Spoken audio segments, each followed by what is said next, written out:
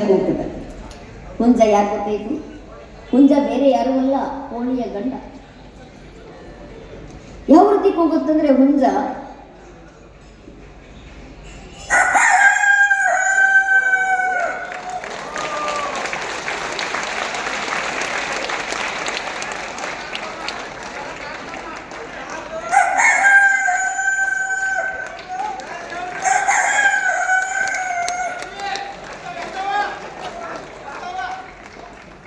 ಹೋಗ್ಬೇಕಾದ್ರೆ ಇವರ ಮಿಸಸ್ ಕೋಳಿ ಹುಂಜನವರ ಧರ್ಮಪತ್ನಿ, ಹುಂಜನವರ ಯಜಮಾನಿ, ಹುಂಜನವರ ಹೋಮ್ ಮಿನಿಸ್ಟರ್. ಶುರು ಮಾಡ್ತದೆ. ಏನ್ ಹೇಳ್ತದೆ ನೋಡಿ.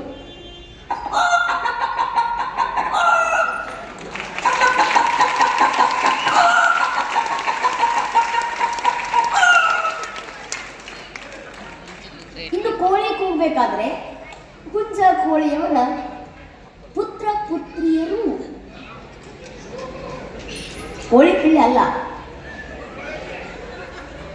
ಕೋಳಿ ಮರಿನೂ ಅಲ್ಲ, ಪುತ್ರ ಪುತ್ರಿಯರು. ಯಾಕಂದ್ರೆ ವೇದಿಕೆ ಮೇಲೆ ಹತ್ಬಿಟ್ಟವೆ, ನಾವು ಗೌರವ ಕೊಡ್ಬೇಕಾಗಿದೆ. ಈ ಕೋಳಿ ಮರಿಗಳು ಹೆಂಗೆ ಧ್ವನಿ ಮಾಡ್ತಾವಂದ್ರೆ,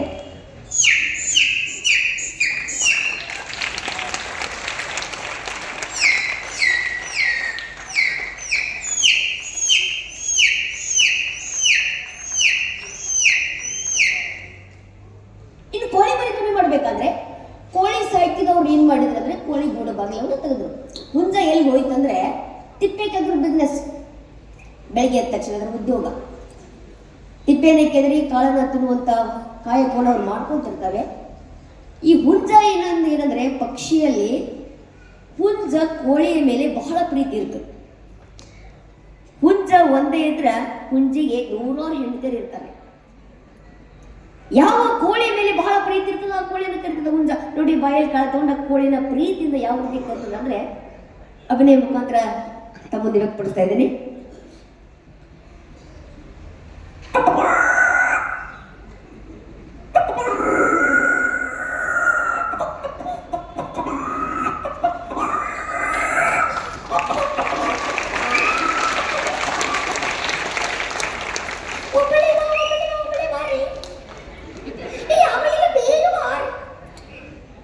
ಈ ತರ ಹುಂಜ ಕೋಳಿಗಳ ಜೀವನ ನಡೀತಿರ್ತದೆ.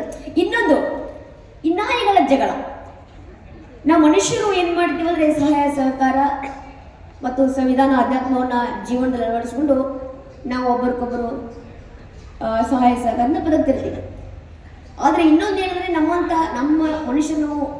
ಮನುಷ್ಯರಾಗಿ ಬದುಕೋದಕ್ಕೆ ಹುಟ್ಟೋದಕ್ಕೆ ನಾವು ಪುಣ್ಯ ಮಾಡಿದ್ವಿ ಅಂತ ನಾವು ಭಾವಿಸ್ತೀವಿ. ಯಾಕಂದ್ರೆ ನಮ್ಮ ತರ ಏನಂದ್ರೆ ಮತ್ತೊಂದು ಪ್ರಾಣಿ ಮತ್ತೊಂದು ಏರಿಯಾದಾಗ ಹೋದ್ರೆ ಅದು ಹೇಗೆ ಹೋಗಿರುತ್ತೋ ಹಾಗೆ ವಾಪಸ್ ಬರುತ್ತೆ ಅನ್ನೋದು ಗ್ಯಾರಂಟಿ ಇರೋದು. ಆದರೆ ಮನುಷ್ಯರಾಗಿ ನಾವು ಜಗತ್ತೆಲ್ಲ ತಿರುಗಾಡ್ಬಿಡ್ಬೋದು ಆ ದೇಶದ ಕಾನೂನುಗಳ ಪ್ರಕಾರ. ಈ ಒಂದು ನಾಯಿಗಳ ಜಗಳ ಹೆಂಗಂದ್ರೆ ನಾವು ಬೈತಿರ್ತಾರೆ ನೋಡ್ಬೇಕು. ತಾವೆಲ್ಲ ಏನಾದರೂ ಜಗಳ ಮಾಡ್ಬೇಕಾದ್ರೆ ಆ ಥರ ಯಾಕೆ ಕಚ್ಚಾಡ್ತೀರ ನಾಯಿ ಥರ ಅಂತ ಬೈತಾರೆ. ಇನ್ನೊಂದು ಏನಂದ್ರೆ ನಾಯಿಗಳಿಗೆ ಒಂದು ನಾಯಿ ಕಂಡ್ರೆ ಒಂದು ನಾಯಿ ಬರೋದಿಲ್ಲ. ನೋಡಿ ಏನು ಮಾಡ್ತಾವೆ ನಾಯಿಗಳಂದ್ರೆ ಈ ಚೌಕಟ್ಟು ಹಾಕೊಂಡಿರ್ತಾರೆ. ಈ ಏರಿಯಾದಲ್ಲಿ ಮತ್ತೊಂದು ಏರಿಯಾದಲ್ಲಿರೋ ನಾಯಿ ಬರೋಂಗಿಲ್ಲ. ಬಂದ್ರೆ ನಮ್ಮನ್ನು ನೋಡಿ ಬಲ ಕೆಳಗಡೆ ಮಾಡ್ಕೊಂಡು ಹೋಗ್ಬೇಕು, ಮೇಲೆ ಮಾಡ್ಕೊಂಡು ಹೋಗಂಗಿಲ್ಲ. ಹೀಗೆ ಮಾಡ್ಕೊಂಡು ಹೋದ್ರೆ ಬಹಳ ಬೇಜಾರು ಸೆಟ್ಟು ಬಂದ್ಬಿಡ್ತೀವಿ. ಇವೇನ್ ಮಾಡ್ತಾವೆ ನಾಯಿಗಳು ಅಂದ್ರೆ ರಾತ್ರಿ ಹೊತ್ತು ಮನುಷ್ಯರನ್ನು ಕಾಡಿಸೋಕೆ ಶುರು ಮಾಡ್ತಿರ್ತವೆ. ಮನುಷ್ಯರದ್ದು ಬೈಕ್ ಹತ್ತೋದು, ಕಾರುಗಳು ಫಾಲೋ ಮಾಡೋದು ಮಾಡ್ತಿರ್ತವೆ.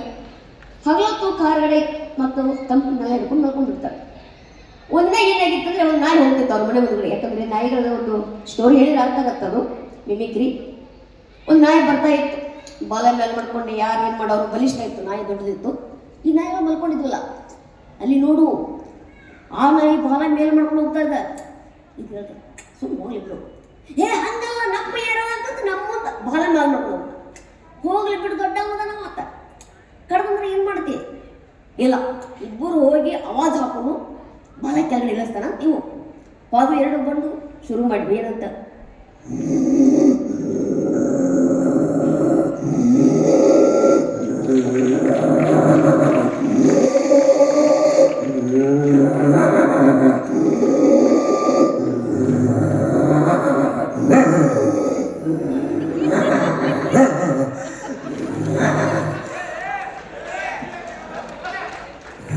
ಜಗಲ್ ಬಂದಿ ಮಿಮಿಕ್ರಿ ಇದು.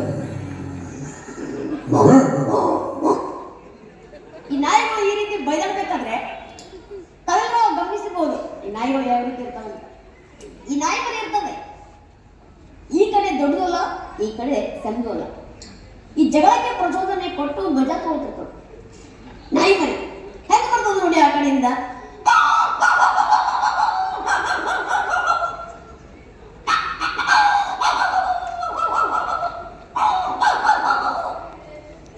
ಈ ರೀತಿ ನಾಯಿ ಮರಿ ಬೈಬೇಕಾದ್ರೆ ಇನ್ನೊಂದಿಷ್ಟು ತಾವೆಲ್ಲರೂ ಜಾತ್ರೆಯಲ್ಲಿ ತಮ್ಮ ಮಕ್ಕಳನ್ನ ಕರ್ಕೊಂಡು ಹೋಗ್ತಿರ್ತೀರ. ಒಂದು 3 ವರ್ಷದ ಮಕ್ಕಳು, 4 ವರ್ಷದ ಮಕ್ಕಳು ಇರ್ತಾವೆ.